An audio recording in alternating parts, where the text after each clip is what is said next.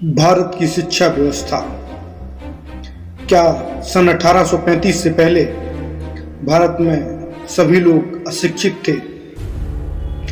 क्या आज की शिक्षा प्रणाली से देश का विकास संभव है?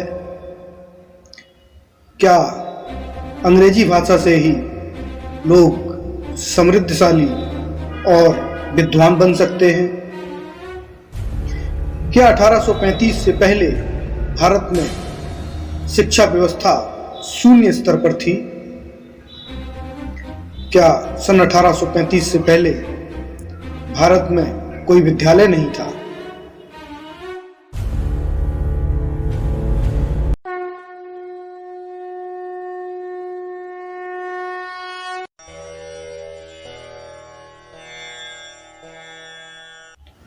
दोस्तों, भारत की शिक्षा प्रणाली कैसी थी?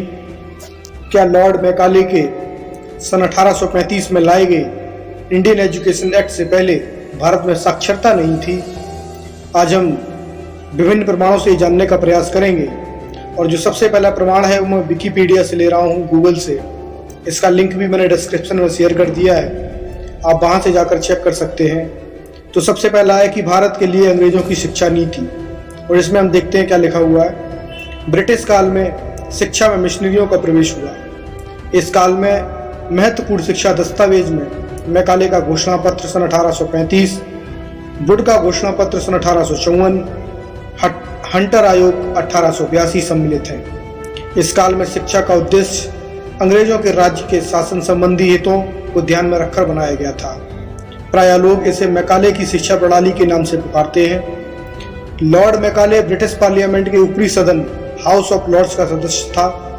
सन 1857 की क्रांति के बाद जब 1860 में भारत के शासन को ईस्ट इंडिया कंपनी से छीनकर रानी विक्टोरिया के अधीन किया गया, तब मैकाले को भारत में अंग्रेजों के शासन को मजबूत बनाने के लिए आवश्यक नीतियां सुझाने का महत्वपूर्ण कार्य सौंपा गया था। उसने सारे देश का भ्रमण किया। उसे यह देखकर आश्चर्य हुआ कि यहाँ झाड़ू लगाने वाला, चमड़ा उतारने वाला, करघा चलाने वाला, कृषि, व्यापारी और वैश्य, मंत्र पढ़ने वाला आदि सभी वर्ण के लोग अपने अपने कर्म को बड़ी श्रद्धा से हंसते गाते करते थे। सारा समाज संबंधों की डोर से बंधा हुआ था। शूद्र भी समाज में किसी का भाई, चाचा या दादा था, तथा ब्राह्मण भी ऐसे ही रिश्तों में बंधा था। बेटी गांव की हुआ करती थी तथा दामाद, मामा आदि रिश्ते गांव के हुआ करते थे।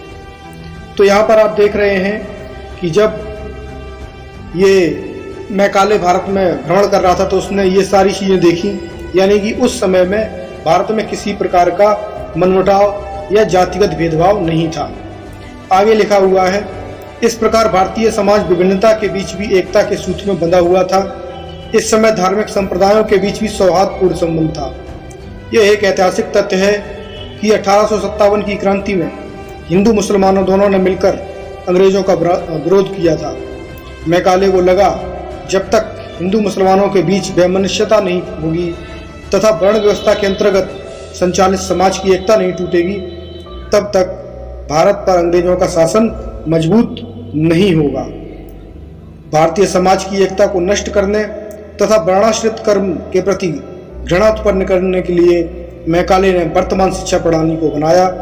अंग्रेजों की शिक्षा नीति का लक्ष्य था संस्कृत, फारसी तथा लोक भाषाओं के वर्चस्व को तोड़कर अंग्रेजी का वर्चस्व कायम करना, साथ ही सरकार चलाने के लिए देसी अंग्रेजों को तैयार करना।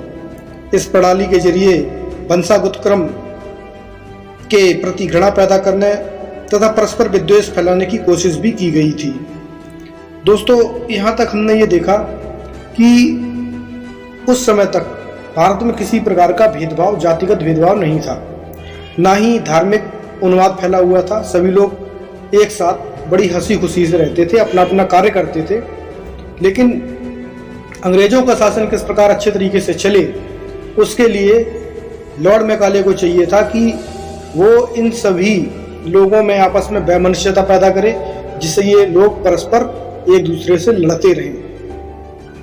तो दोस्तों, कौन था ये लॉर्ड मैकाले? तो आशुतोष जी की कलम से ये प्रस्तुति की है डॉक्टर संतोष राय ने। लॉर्ड मैकाले का नाम हम अक्सर सुनते हैं, मगर ये कौन था?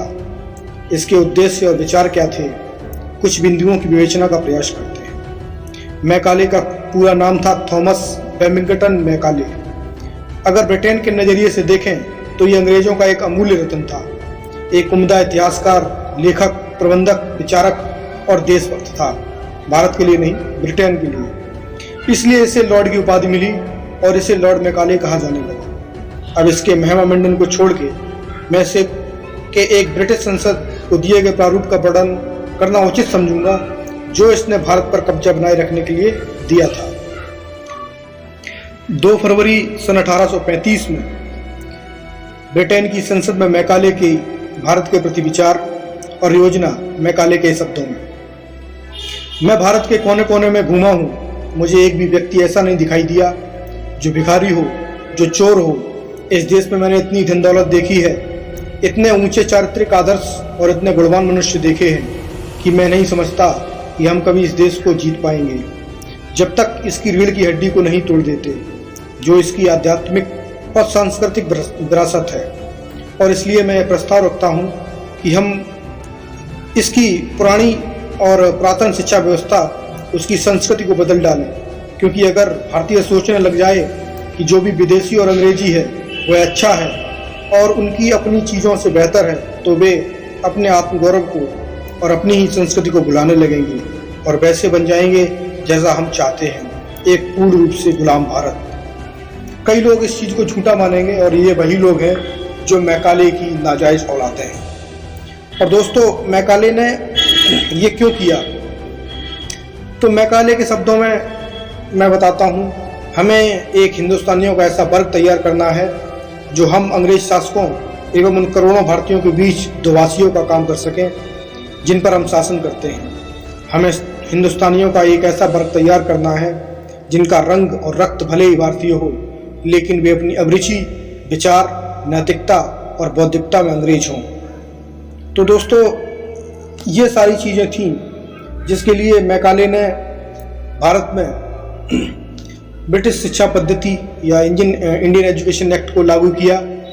और साथ ही मैं ये भी आपको बताना चाहूँगा कि सन 1822 के आसपास एक लॉर्ड मुनरो था, उसने भारत में लिटरेसी सर्वे करवाया था और उस सर्वे के अंतर्गत क्या आया था तो वो मैं आपको बता देता हूँ।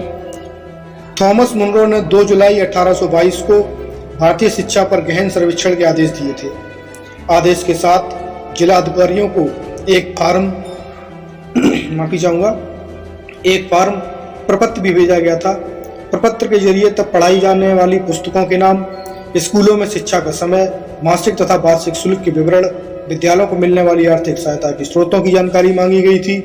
पूछा यह भी गया था कि क्या विद्यालयों में धर्मशास्त्र, कानून और ज्योतिष जैसे विषय भी पढ़ाए जाते हैं। दरअसल अंग्रेजी सत्ता भारत पर मजबूत शासन चाहती थी। इसके लिए शिक्षा तंत्र वास्तविक नियंत्रण की जरूरत थी। इसके लिए पहले से जारी शिक्षा व्यवस्था और शिक्षा तंत्र के अध्ययन की आवश्यकता थी। अंग्रेजी राज ने इसलिए सर्वेक्षण करवाया। सर्वेक्षण में चौंकाने वाले नतीजे सामने आए।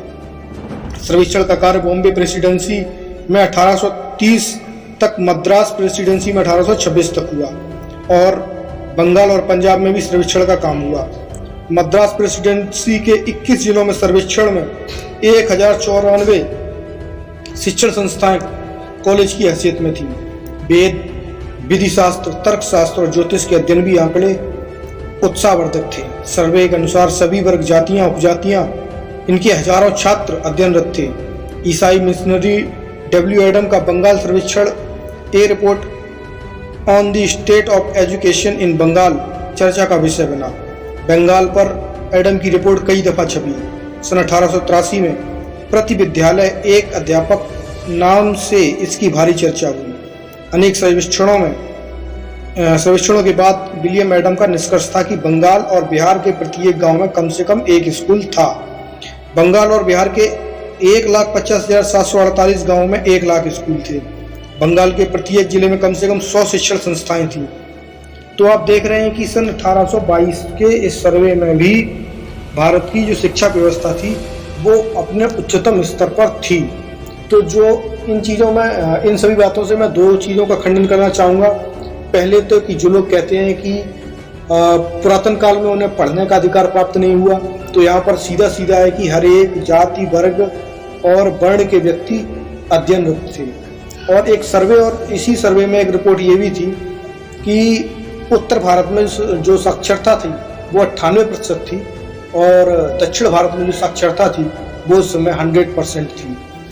तो साक्षरता का इतना बड़ा मतलब लिटरेसी रेट था, तो कैसे भारत की 85% जनता निरक्षर थी। जो लोग ये कहते हैं कि उन्हें पढ़ने का अधिकार नहीं मिला, वो बिल्कुल साफ और साफ झूठ बोलते हैं। और दूसरी बात कि लॉर्ड मैकाले ने जो शिक्षा पद्धति बनाई वह सिर्फ और सिर्फ भारत को गुलाम बनाने के लिए बनाई थी। तो दोस्तों, ये जानकारी आपको कैसी लगी कृपया कमेंट सेक्शन में बताइए। वीडियो को शेयर करिए, चैनल को सब्सक्राइब करिए। धन्यवाद। जय श्री राम।